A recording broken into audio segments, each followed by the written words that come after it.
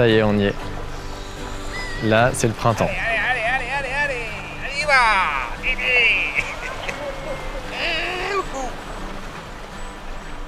C'est la lumière qui arrive, qui abonde. Ça nous fait à tous, ça nous fait du bien.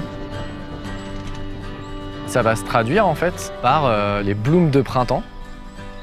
Et les blooms, qu'est-ce que c'est? C'est le printemps dans l'océan. C'est le phytoplancton qui va exploser.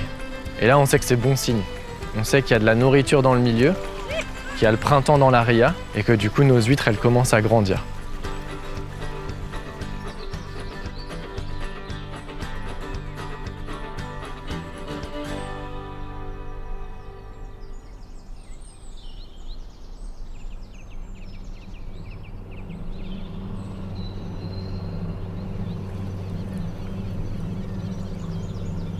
C'est un moment essentiel pour nous.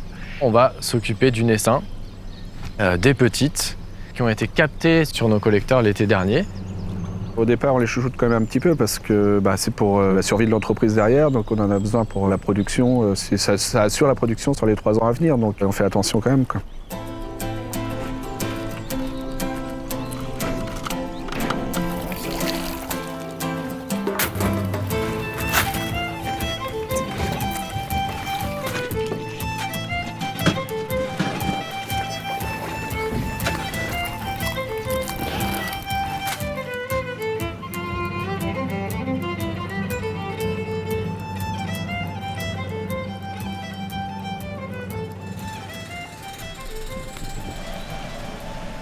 Ce matin, on a été les récupérer sur parc. Maintenant, on va les passer dans une machine pour les faire décoller.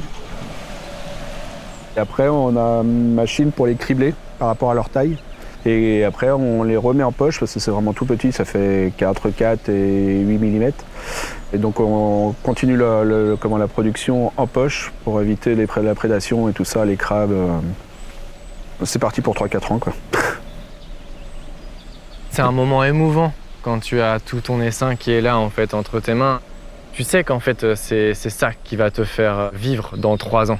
Et du coup qui va faire vivre toi, ta famille, les salariés, les équipes avec lesquelles tu travailles, leur famille.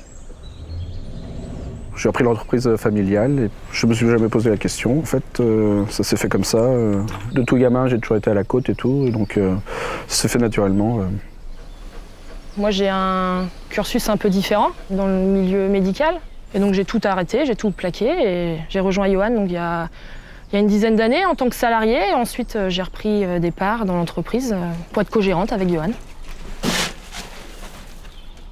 En ostréiculture, on arrive à une génération, en fait, du coup, la moyenne d'âge elle tourne autour de 55 ans. On commence à s'en inquiéter sérieusement.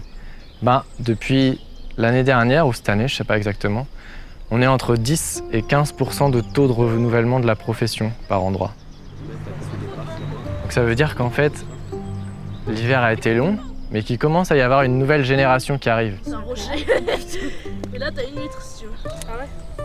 Tu as goûté? J'ai trouvé un truc. Tu nous le présentes? Il s'appelle comment? Jean-Claude qui s'appelle. Mytilus edulis. Ah bah là, t'as fait propre. Juste le nom là, attends quoi. C'est une moule. Vous apprenez les différentes espèces qu'il peut y avoir en fait dans le milieu par exemple? Alors oui, mais plus certaines que d'autres. Ça dépend. Ok. En fait, chaque année, on fait différents trucs. Seconde, on fait les huîtres.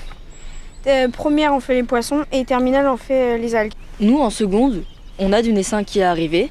Et en fait, ce qu'il va faire, c'est qu'il va grandir en même temps que notre scolarité. Genre en terminale, il sera grand et il sera prêt à être vendu par les secondes.